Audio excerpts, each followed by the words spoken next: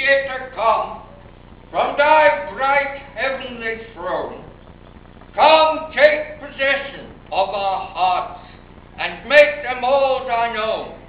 Thou who art called the Paraclete, best gift of God above, the living spring, the living fire, sweet unction and true love. Thou who art sevenfold in thy grace, finger of God's right hand, his promise teaching little ones to speak and understand. O guide our minds with thy blessed light, with love our hearts inflame, and with thy strength which ne'er decays, confirm our mortal frame. The living God, my shepherd is, I know no care or need.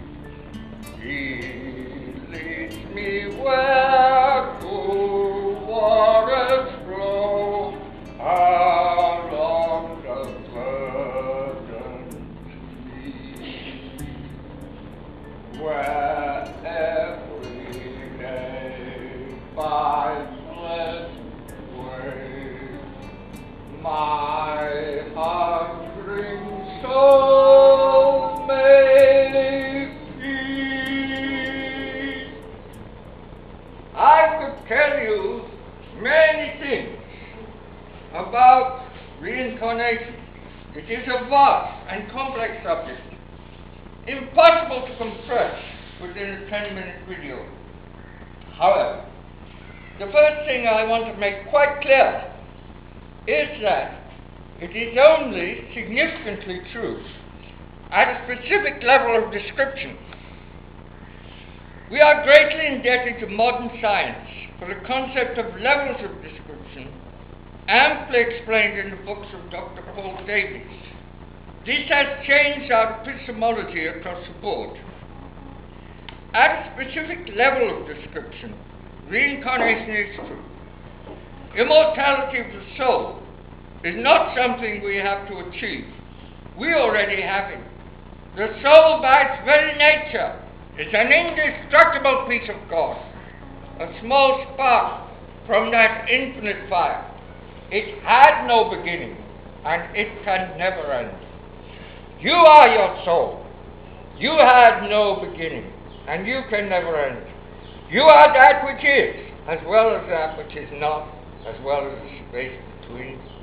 The only difference between you and God is that you are finite, while the one God is infinite. You are finite almost continuously, but there are moments in life when you're so wrapped up in infinite that there seems to be no real difference between you and God, none at all. Such experiences are beyond all words. Then you realize the oneness. That is the very highest level of description. At that level you are everybody, and everyone is you. So you are incarnated in everybody at once, instead of one at a time in what we think of as time, which is an illusion.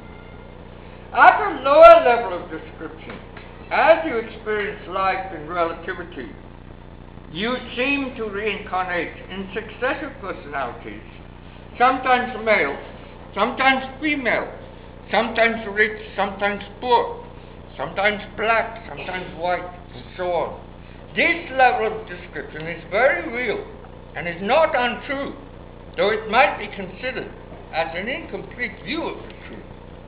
In my opinion, it is not only truth, but to a certain extent,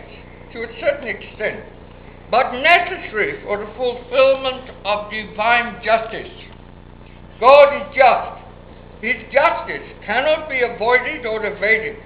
Justice does not mean the same as punishment or the same as reward, but it can include either or both. Justice means getting what you are entitled to. Remember what Genesis said about Abraham? He was a man of faith, and it was attributed to him unto justice. That is because faith in God is a matter of justice. When you have faith in God, you're giving God what He is entitled to get. At least that is my belief.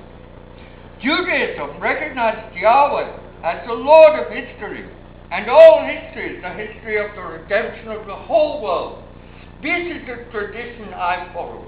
It is the core message both of the Old Testament and of the teachings of Jesus. Yahweh recognized all religions. This is proved by many texts, but in particular by Isaiah chapters 43 to 45. His goal has little to do with belief systems and much to do with righteousness. The core component of righteousness is kindness and compassion.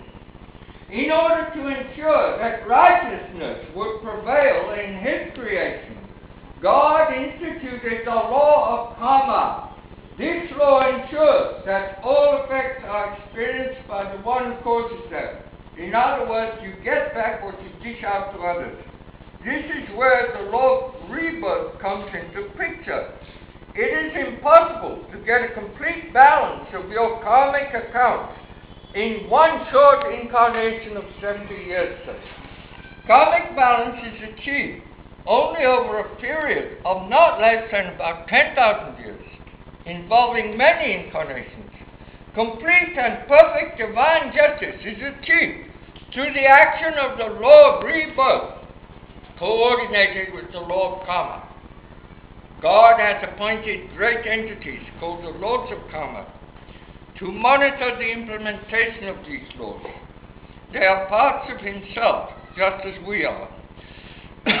One of the reasons I believe in the Lord Maitreya is that His teachings include exactly the same core concepts I have found in the Bible and in other sacred literatures. In the early churches, the early Christian churches, belief in reincarnation was common. It is found in the writings of many of the fathers of the early church, including those of Origen in the 2nd century and St. Augustine of Hippo in the 4th century.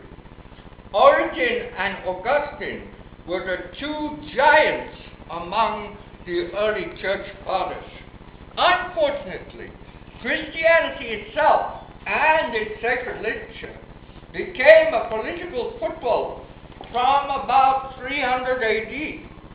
Constantine and his mentor, Bishop Osius, did not promote belief in reincarnation, and much later the Empress Theodora bitterly opposed it. Such was her influence over Emperor Justinian that even after she died, he completed the condemnation of Origen at the Council of Constantinople in 553 AD. Since then, the belief in reincarnation has been systematically extirpated from the Christian churches of East and West alike. So what did God do about it? I'll tell you what I think He did about it. He sent down the Prophet Muhammad to start Islam. That's what God did about it. Now put that in your pipe and smoke it, Your Eminence. I hope I'm not giving anyone a heart attack. Just an opinion.